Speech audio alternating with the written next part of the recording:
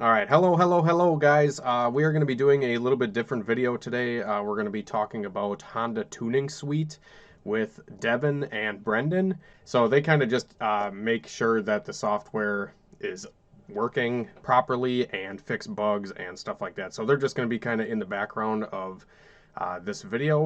All right, so first things first, guys, is we're just going to kind of show you how to download Honda Tuning Suite, because obviously before you use the software, you're going to have to download it. And just pretty much HondaTuningsuite.com is going to bring you to this website here.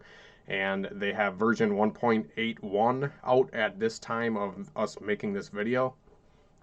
And to download it, obviously, we're just going to click the download button here and get everything onto the computer, and then do the install and whatnot. Another really cool thing with the Honda Tuning Suite software is they have a Facebook page here, and you can actually join this group, which I highly suggest you guys do if you are downloading the software, because there is a lot of really good information on here and a lot of good help. I mean, just like first two things here is everybody talking about how they just downloaded and awesome two-step, etc., etc. So be sure to go join the Facebook group and also download the software and get to checking it out. It's a great software. It's like pretty much a lot of guys say it's a combination of EC Tune and Neptune. Yeah, and we're actually like a continuation of EC Tune. Okay, so as you guys can see, we just opened up the software here. It is a little bit tricky on some computers to get this software to actually open up. I know on mine, it just opened up through WinRAR, and then I dragged it from WinRAR onto the desktop. I think you probably have to extract it first or something, and then be able to click it to open it up. But I know this is just my home desktop that I'm using it on right now, but my laptop, I don't know if it has a different version of Windows or what the deal was, but I had to do some stuff to be able to actually open the software up. Devin actually helped me out greatly in order to actually get the software to open. Do you remember what we had to do, Devin, to get it to open? Yeah, it was the you had to unblock it. I don't know why Windows Smart Screen was like, oh no, this isn't a commonly downloaded program. But instead of popping the prompt like it normally does, it just failed to open. Yeah. If you minimize that real quick and go to the desktop, Yeah. right click on HTS, and Yep. then go to Properties. Yep. Down there, normally, if it's blocked, it'll Yeah. say, it'll give you the option to unblock it, and then you just have to unblock it. It doesn't require administrator rights or anything like that. So Okay. So yeah, pretty much on my laptop personally, it was just blocked for some reason. That was one issue that I had. I know a couple other people do have issues with opening it up, and I feel like it's just the version Windows or something on their computer that is not .NET 3.5 and .NET 4.0. Yep, you have to have .NET 3.5 and 4.0. Well, any of the 4.0s. So from 4.0 all the way up to the latest 4.8 or whatever it is. Okay, sweet. Yeah, so if you guys do have issues, like I said, join the Facebook group, get talking to some of the guys on there, and they are awesome people and willing to help out, and they helped out me, no questions asked. So, like I said, if you have issues, go to the Facebook group, but hopefully you should be able to figure it out with this video. So now that we have the software opened up, this is just a pretty much a blank file. We would have to go to File, New to open something up. And this is the base map creator here. We can name the base ROM, so we're just going to name this one Test, or whatever you want to, name your car. If your car's, Civic 2.0 or whatever. So after you name it, you can use OBD0, OBD1, or Flash. Now the difference between these three, from my understanding, is OBD0 is obviously going to work for your OBD0 computers. I don't know if that's really working quite yet. It's not quite done yet. It's in process. Okay. There's only a few people that actually program on this, and not all of us have the amount of time to dedicate. For sure. Yeah, and OBD0 stuff is so ancient that I really don't even think a lot of people are using it. It's actually just better off to convert the car to OBD1 anyways. So most of the time when people are still using it, it's like class restrictions, or they're in countries where it's a little bit harder to go to the junkyard and find an OBD1 distributor from a 93 Civic or whatever. Yeah, for sure. And then, like I said, there's OBD1, which is what we've been using on the Turbo CRV build that we've been doing, as well as Brandon's car. I think I have 2 cars tuned on HTS so far. I am looking to do more of them, so just excited to keep using this software and find out more cool stuff with it. And then the flash option here on the bottom is going to be for your newer Hondas, such as the K-Series stuff. They've done a few of them, but it is still kind of in development, but it is working nonetheless, I believe. Yep, we can. So right now the platform we're targeting is the 8th gen Civics. So from 2006 to 2011, we've already tested it successfully on a 2008 Civic, and we're waiting on this R18 Civic to get back with us to test on that too. Sure. Cool. Yeah, so like I said, I haven't really done a whole lot of the K-Series stuff. I know Devin is in the works with doing some of that stuff, but we're just going to do OBD1 for this specific video and show you kind of the basics of this software. So, what version do you, what version do you recommend that people use to start? 1.13, because we have an update coming out here shortly that fixed the bugs that were left with it. Okay. So even though we thought it was stable the first time, it wasn't actually stable. Thus is the nature of the beast when it comes to programming and assembly. Yeah, for sure, man. And by the way, guys, this is a completely free software, so for having these guys out there working on it is awesome. So, like I said, we're going to do the prototype base ROM here and go to next, and we can choose our map sensor size. There is a few different options in here, pretty much your basics that anybody would be using when you're tuning for a turbo car or something like that. Anything from a stock sensor all the way up to, Honda Omni Power 4-bar.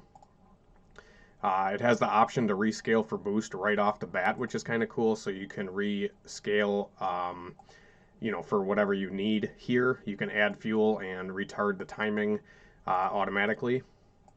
You can also enable the boost cut, which I highly recommend you guys do if you're a turbo car. I usually set it, at whatever you don't want to go over.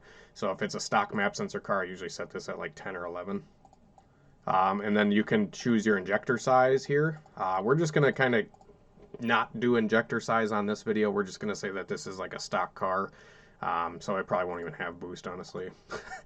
We'll not even worry about that for now. But yeah, so you can choose your injector size here. You can go through and pick all these different injectors on here. This is awesome that there is this many options for injectors. I did go over some of them in one of the last videos. And then you can type in the flow rate of your injectors here. So anyways, if you guys want to plug in your injector size here, you can just type in 1000 cc, and then it will prompt you with calculating the base trims for the TPS, tip-in, and crank-in automatically. So it'll automatically pull the required amount of cranking fuel and TPS tip-in. Sometimes these numbers do need to be adjusted, but for the most part, it gets you in the ballpark. So next, guys, is we're going to have the base map creator here, which gives you all these different pretty much ECU codes. Anything from stock D15s all the way to, any B series, D series, H series cars. Is there an H22 base map in here? Yep. Yeah, there is. I kind of skipped over it. Yep, right there. Okay, so we're just going to do like a typical B18B. We'll just choose that for the sake of the video. So here we have our fuel table for the high cam and low cam. Fuel tables are here, and same with ignition. This is already preset. Good thing that I like to do when I open up any of these base maps, if it's Chrome, Honda, or HTS for that matter, is I like to smooth everything out because you can kind of see that it has some jagged timing numbers and stuff here. Yeah, we won't really get into that stuff. We're just going to show you the ins and outs of the software, how to open it up, and get using it. So how would we hook up the car? So we would go to emulator and connect, right? Yes. Okay. First, you want to set it up in settings. First, you want to set it up in Under the settings, file. right? Yeah. So the settings box here, we can actually connect to the car. So when we open up a base ROM, we can actually upload it to the vehicle. And we can pick between the Ostrich, a Demon board, or any of these other options here, including the Cobra RTP, which is also a kind of a new thing coming out that a few guys are using. But for my vehicles and stuff, I've been using the Motes Ostrich cable, which is the same cable you use for Chrome. And then the settings option here, we can change everything from how it's scaled in vacuum here if we want to read in kPa, PSI, or inches mercury, or MBAR. I just have it set up as inches mercury and PSI for boost. The most common one that people do is the inches of mercury gauge, because that goes negative down, so higher vacuum. Okay. Sure. Like what you would see on a boost gauge. Okay, right on. Yeah, so in inches mercury G is what's going to read just like your boost gauge would, so it's easier to follow the tables accordingly. And then we have speed, mile an hour, air fuel ratio, or lambda. Is this the scaling you were talking about? Scale. Yeah. Okay, so we can actually, scale the print down or up with the UI scale right here. You have wideband inputs here in the settings as well, so we can pick what input we have and what, wideband we are running. A bunch of options here. So that's for your target air fuel ratio table. It self-generates it. Okay. Yeah, so you set your low, medium, and high load there was what you want it to target. Okay, yeah, so if high load we wanted 11.0, we could type that in here, middle load. This seems like it's pretty good already, though. Yeah, it's just where the load is itself. Sure. And that's like mainly for that's like to help with tracing too. So once you get into it, where you're going over and using the wideband in the software, yeah, right? Like it'll tell you how many. Well, it'll try and tell you how many % off that cell was. Sure. Based on filtering settings and what your target AFR tables are. Sure.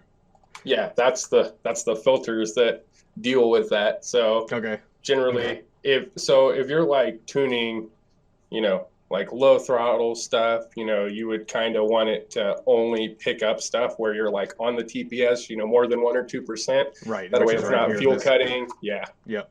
So for like flex fuel, like I'm using ELD right now, so analog 1. Yep. And then you just set your units as % and however many decimals you're going to use, and then the scale on that value. So normally you would expect E100 at 5 volts and E0 at 0 volts. So So if you're not using a Hue log, it won't auto pick up your cable. Okay. There's just you're on the right page first. Yeah.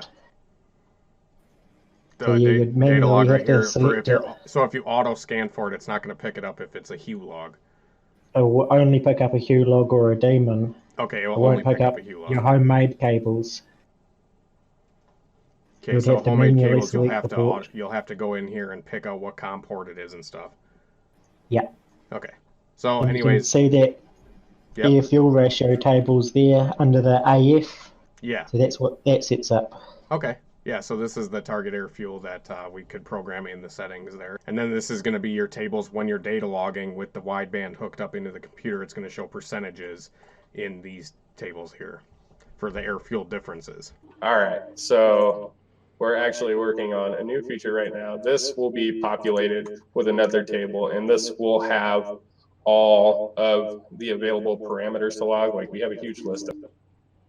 And that will do a table, and it'll do RPM versus kPa, or RPM versus boost, RPM versus vacuum, however you have this scaling set up. And then whatever you select to go here, it will fill that middle it'll fill the 3D part of it with that value. Sure. So if you're working on AFR and you want to do it at the same time, you'll at least be able to do that. Or if you wanted to do, if you wanted to see actual timing, so you could watch your IAT curves or something like that, you could watch the correction on your timing map as you go through boost, that sort of stuff, help you determine efficiency, like maybe you're capped out on your intercooler or something like that. Sure. There's a ton, we have like, there's a ton of parameters we have that you could go through with that. Yep. All right, so you guys said that you can do the Your Dyno software integrated into this too, right? Yep. How would you even go about opening that up? Dyno Connect? Yep. As long as you have your dyno running, right? Brendan is the mastermind behind. If you've got the UDyno running and you have the plugin enabled for it, just click connect, and then all your dyno values will show up in there. Yeah, and you can control everything on Your Dyno from this. Once you're connected, in that same drop down, there'll be a control menu that enables that you'd have to be connected first. Mm-hmm. Then you can adjust load to keep you in cells, and oh man, how fast the tuning goes. Right, once you get it all set up and working, it's awesome. See, that's one reason why I want to keep my dyno and not get another dyno, because I feel like I have the Your Dyno software ready. I could make all this work together as one, and you can do it on DynoJet too. Oh, really? You just have to replace the sensors and stuff, or not the sensors, but you'd have to replace the DAC with the Your Dyno. So parameters here, we can go under options and sensors, and it's going to give us all these different types of error codes that we can either enable or disable. And this software specifically has the most amount of options out of any Honda tuning software that I've come across, which is really cool. You can disable or enable all sorts of codes, as you guys can see here. And you can also disable some codes that I don't recommend you disable, which is a cool option if you're in a pinch. You can disable things like the crank position sensor for engine simulator use only. You can disable the coolant temp and say you can leave it at a steady 180 or whatever. You can disable your TPS. You can disable the top dead center, cylinder position, all that stuff in here. Like I said, a lot of it's not recommended. As it says here, use at your own discretion. So then after that, we go to the ignition advanced table, which we'll get into in another video. We're just going to kind of go over the basics here. Idle settings, this is just like any of the other Honda or Chrome tuning softwares. I would say it's fairly similar. You can target an idle of 850 or whatever you so please. We can adjust the idle target as coolant temperature decreases or increases as well. And we can also play with the idle motor on the engine and increase or decrease the amount of how sensitive the idle air control valve is. Low ignition control idle, this stuff is just like how much timing it adds at idle. That's if it overshoots your target idle. If your idle's under by say 104, it will add on 3 degrees to try and bring it up. Okay, yep. And then the opposite with the high, if it's over, then it pulls 3 degrees. Okay. So a lot of this stuff preset is pretty good. Yeah, mostly. Yeah, unless you have a pretty radical setup, you can change these numbers and fine-tune them. Big fat cams. Yeah, big cams. The VTEC settings are pretty simple. We can enable or disable the VTEC. We can have our low load and high load engagements just like any of the other softwares. There is a delay window here as well. And the TPS threshold is a pretty cool option that it's right here front and center. You don't have to go find it. I know on some of the other softwares it's like you have to go find some of this stuff, and this stuff's like right in front of you. Very easy to use, very straightforward software. Yeah, and here's our VTEC codes as well. We can disable or enable these. Rev limiters, we can do cold set, so this is going to be your rev limiter when it's below a certain temperature. So in this case, it's 141 or 142 degrees. And then the warm rev limiter is usually higher. I usually set the rev limiters on the cold stuff a lot lower, but you just use your brain when you're driving your car and you won't have those issues. But if you're tuning for somebody you don't trust, you set these low at like $4,000 or something. And then you also have the options of fuel cut or ignition cut rev limiters. This one is set up, out of the box that it's just fuel cut, right? Yeah, it's stock Honda code. Stock Honda code is just fuel cut, so we could actually turn this off, no rev limiter, and just do ignition cut, and it's going to give us a lot rowdier of a fire-breathing monster. That's accurate. That's yes. Very accurate. So the ignition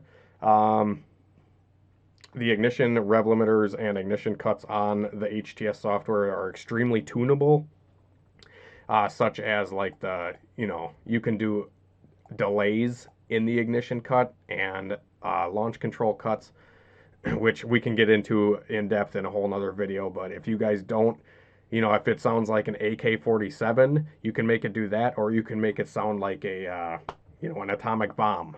You pick. I have plenty of videos to demonstrate both. Yeah. Yep. So after that, we have like our check engine shift light here. I usually don't ever use this, but you can enable it and set your check engine light to come on and flash at you at a certain RPM. The closed loop settings here, you can use if you have the narrow band factory Honda sensor, you can leave this alone.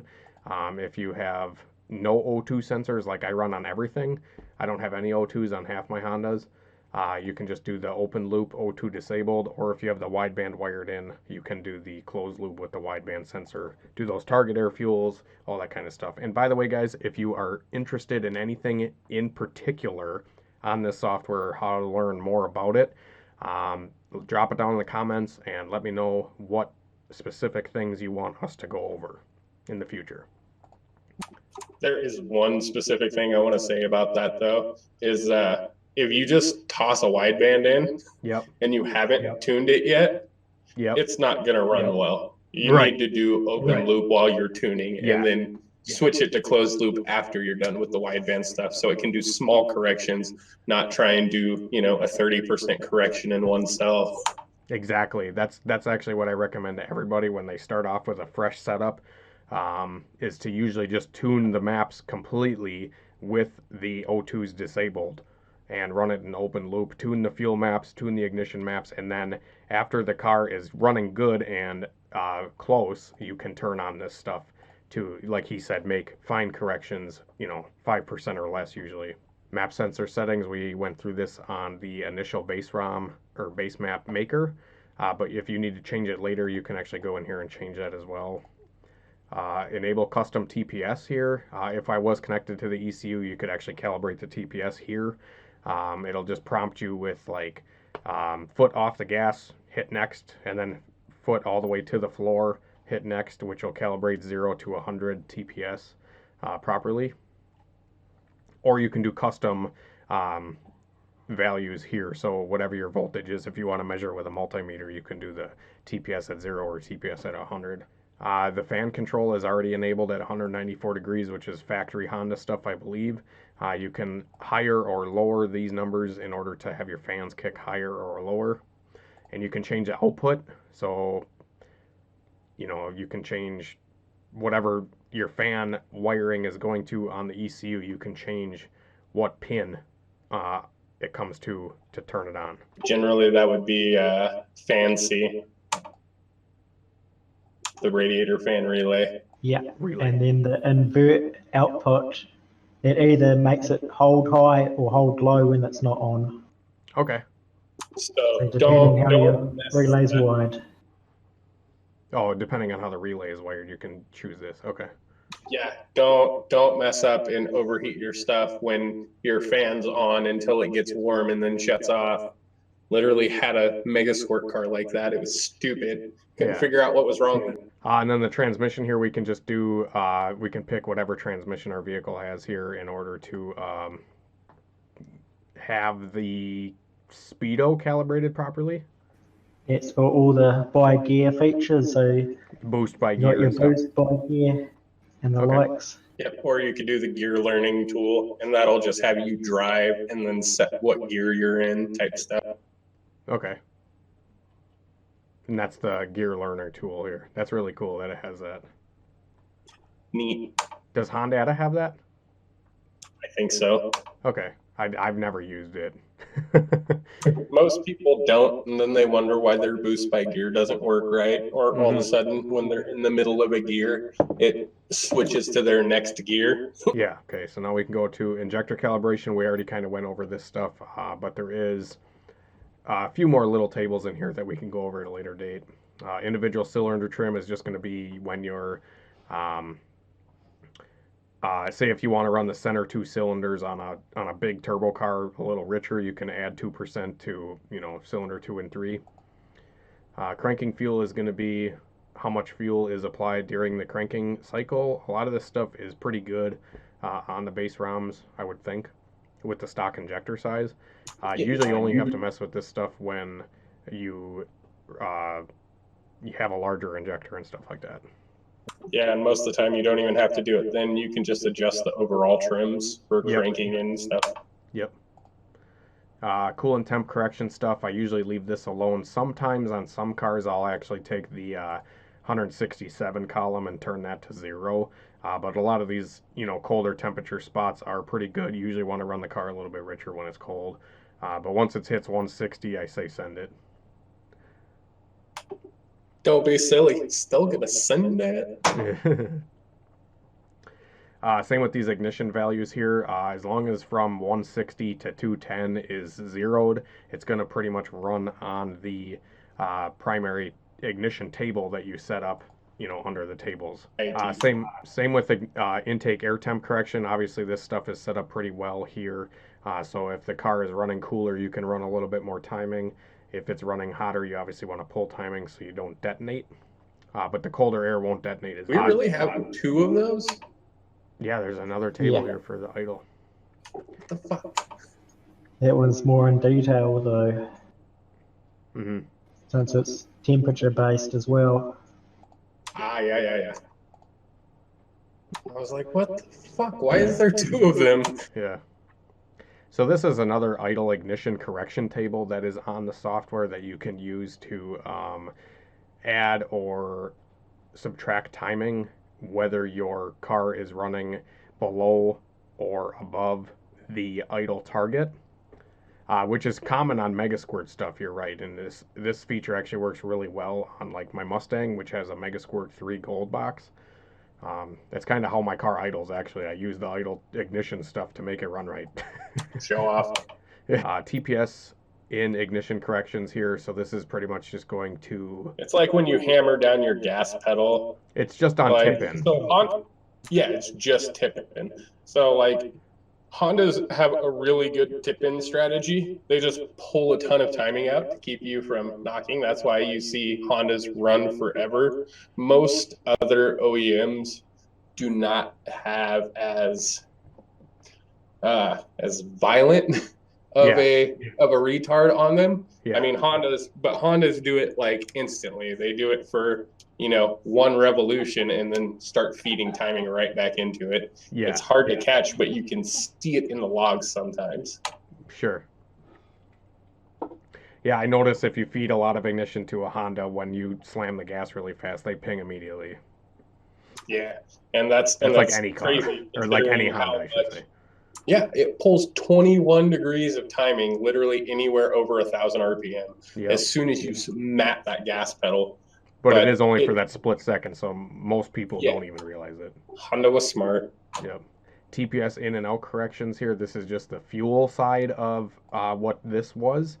So when the tip in, when you slam the gas, this is the ignition side of it, and then this is going to be the fuel, the more in-depth fuel side of the tip in, right? Yep. Gear corrections here, we can add fuel or take away fuel in certain gears depending on the load.